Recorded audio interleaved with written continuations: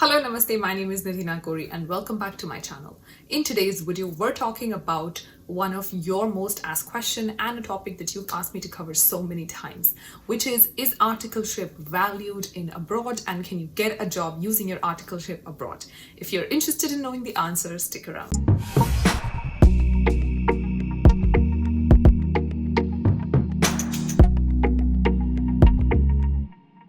Today's video is in collaboration with Unacademy. We will talk about them just in a minute. Now, I've put all my points down here in my notebook. This is exactly my experience. Just to give you a little bit of background, I work currently in Toronto, Canada. Before this, I used to work in the US. And before that, when I got my first job through campus placement, my first job through campus was in Pune. And that had offered me to move to Singapore for a project, at least for 9 months to 1 year. I wasn't able to do that. I've spoken about that in a reel. I'm going to link the reel right here. If you guys are interested, you can go and check it out on my Instagram. But that did happen. So right after I did my CA, I was offered a job in Singapore. That obviously happened on the basis of my articleship. And how did I present my articleship when I was getting that job? And how did I present my articleship in the US? And now how did I present my articleship in Canada? All of these points together and all of my experience together will tell you how you can present your articleship experience to get a job abroad. So the first most asked question, which means a lot of you have already asked me this, is can I get a job abroad on the basis of my articleship experience? Whether you are a CA, whether you are a CA Inter. The answer to that is yes. In fact, I had recently done a video about a friend of mine, a CA Inter, who was able to find a job in Toronto on the basis of her articleship experience. I'm again going to link that video right up here. So if you guys want, you can go and check that out. That has more details about my friend's journey.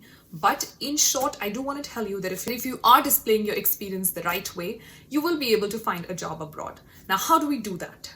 Today's video is yet another proud collaboration with Unacademy. I truly believe Unacademy is bringing the best for CA students in India. What is Unacademy? Well, Unacademy is like Netflix of education. You take one subscription and you get access to all of it. Now, if you believe that you want to crack the CA exams in November 21 and May 2022, then you're in luck because Unacademy is coming up with their Saksham CA Intermediate Batch that starts on 16th June. What's so special about Saksham? Well, it has the best educators in the country. You will get access to live classes, recorded classes, special doubt sharing classes. You'll get access to notes, a lot of notes, mock tests. And if you don't like a particular educator, you can easily switch between different educators. So if you don't like Mr. A teaching you direct tax, you can easily switch to Miss C, who's again teaching you direct tax. Also, you get to do this from the convenience of your house, which means you do not have to step out in this pandemic and you do not have to jeopardize your life. Study at your own convenience, study at your own pace, and follow your own timetable. Also, if you sign up with Unacademy, I have a special coupon code for you, CA Nidhi, that is CANIDHI, and if you use that, you get 10% discount. Also, Unacademy's notes have something unique about them. They provide you crisp and precise notes. They have pictorial descriptions, which means pictures will make it easy for your memory to remember what they're teaching you. All the points and all the notes that are provided to you will make you think as you study, so your memory retention will be more. All the important points that you need to know will be highlighted, and you will get summary and practice questions. And the best part, all it takes is one subscription for all batches, revision classes, fast track batches, and test series. So what are you waiting for? Go ahead and check out the CA Saksham Batch. Good luck. First and most important thing, which you have to absolutely understand, register, and by heart. Articleship is not a term that people understand here because it is not a term that is used in the Western world. So if you're trying to use something like articleship on your resume, people will not understand what that is. A better term to use is apprenticeship. Or if you ask me, on my personal resume, I do not have a separate breakdown of it. I always list it as full-time work experience. Why do I do that? Simple, because here students, when they work, they are only allowed to work 20 hours in a week. As opposed to us, in articleship, we've all worked 40 hours minimum, probably more than that because we also used to work Saturdays. So most of us who have done our articleship have done about 40 to 50 hours or even more than that in a week, which makes it a full-time work experience. So even if you start using words like internships or co-ops, which is the common word for internships in Toronto or in the Canada region, then that would not justify the experience you've gained in your articleship because you've worked more than full-time work. So that is the most important thing. You need to highlight your articleship experience as a full-time experience. Now, of course, give the disclosure that you did that while you were pursuing your CA. How can you do that? Well, when you're putting it on your resume, just make sure that you're specifying the time period. I did that, and then I also put my time period for my college. So anybody who looked at my resume could understand that I did the articleship while I was doing my college. Whether you did it with your college or not doesn't really matter, but yeah, giving a timeline kind of helps. And then when you start having those conversations with your hiring managers, you start giving interviews, that's when you make sure you tell them that this is an apprenticeship, which is full-time and you've worked XYZ number of hours in a week. So that is absolutely the first thing. My personal advice, if you ask, would be to not kind of list it as articleship on your resume, because that would only confuse people here. Like I said, it's not a locally recognized term. So do not try to use terms that are not locally recognized. That would only confuse the people here. Now, the second question that I get about articleship is articleship considered as WorkX when you're applying for Canada PR? I don't know about others, but I know that I did put it as work experience because, like I said, it is 40 hours. If you go and read the IRCC guidelines, which is the immigration guidelines of Canada, it states very clearly that any work you have done, which is 40 hours or more in any week, that is full-time work experience and that needs to be counted. I had done proper articleship, so obviously I had to put it down like what it was. I did not want to lie and I did not want to make my papers confusing. So that is what I put it as. I'm not sure what it is counted as. I just know that that's what I did and I got the PR. Another question that I get very often is, do employers here really pick on your articleship? Well, to be very honest, employers here or employers anywhere are always concerned about your most recent work experience. If that is articleship, yes, they're going to ask you a lot more detailed questions on your articleship. But if that's not your articleship, then they'll ask you more questions on your most recent work experience. That is not to say that what you did in your articleship will not count. Of course, it will count, but the importance or the weightage of that would probably be lower than the weightage on your most recent work experience.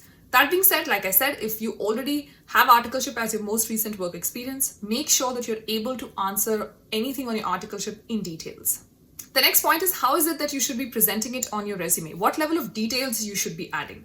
Well, pretty simple. Make sure that you're adding all fine-tuned details about your articleship in your resume. Make sure that you're mentioning all your achievements about your articleship. Give specific incidents of how you were able to bring about change in your organization while doing the articleship. If you have any such experiences, any such examples, for example, if you've helped any client with their revenue matters, or you've helped with taxation matters, or you've helped your own organization, your own firm in some way or the other, make sure you quantify it and put it on your resume. Every small detail counts. The next point, a mistake that I see a lot of people make and something you should absolutely not be doing. Most people list it as training for some reason. And I know this may seem very awkward. I know the word training in itself doesn't sit right with articleship because that's not articleship at all. I've done articleship and I'm sure most of you who are watching this video either are going to pursue articleship or have already completed it. And we all know it's not training, it's a lot of hard work and it is proper work. It is not training, it is not internship. I know that by the third year of my articleship, I was leading audits. So I know that it is not training. So do not make the mistake of calling it a training, because not only are you downgrading the experience, you're also downgrading your resume. Call it what it is. Another question that I get very often is, what skill about my articleship should I mention? Let me tell you this, the world of specialization doesn't exist anymore. I know a lot of people talk about specialization and finding a niche and all of that, but today's world is about getting as many skills as possible. Because most businesses are on a cost-saving path. They want to hire one KMP who is proficient in 8 different channels. So if you've done a variety of things in your articleship, accounting, audit, taxation, financial reporting, filing for your clients, etc., etc., make sure you put all of that down. Also make sure to list industries that you have worked in. That is one thing that really helped me personally, because I had done a lot of manufacturing in my articleship, and on the basis of that, I was able to find a job at BDO, even though my experience in India after becoming a CA was not in manufacturing. So make sure your articleship experience has distinct information about the kind of industries you worked in, the kind of fields you worked in, meaning accounting, audit, tax, etc., and the skills that you learned. If you know any specific software, Microsoft Office, macros, etc., put all of those down. Go down to the most minute details. And the last thing that I want to add here is that if you've not done articleship, if you are a dummy person, and excuse my language, I just fail to understand why anyone would do that, but I know that is the reality because I know many people in my times have done that. So if you are somebody who's done your dummy, please do not make the mistake of putting it on your resume. Why? Because 3.5 years of work experience, if you have it, it'll show in an interview. If you don't have it, it'll backfire very bad. So if you don't have 3.5 years of articleship experience, do not put it. If you have 2 years of articleship experience, put those 2 years. Don't put 3.5. You and I both know that doing dummy is not appropriate and it is not respected in our profession. But if that is your truth, live with it and live with it in a dignified way. Also make sure that your resume has all the details of your articleship and so does your LinkedIn. All these changes together in your resume and in your LinkedIn will definitely make sure that you have a global profile. Trust me, it's not just me. I know many who have been able to find jobs abroad on the basis of their articleship experience. You can do it if you strategize the right way. I hope this video was helpful to you. Before you go, don't forget to check out Unacademy's details in the description box down below. I'll see you in the next video. Until then, please make sure you take care of yourself.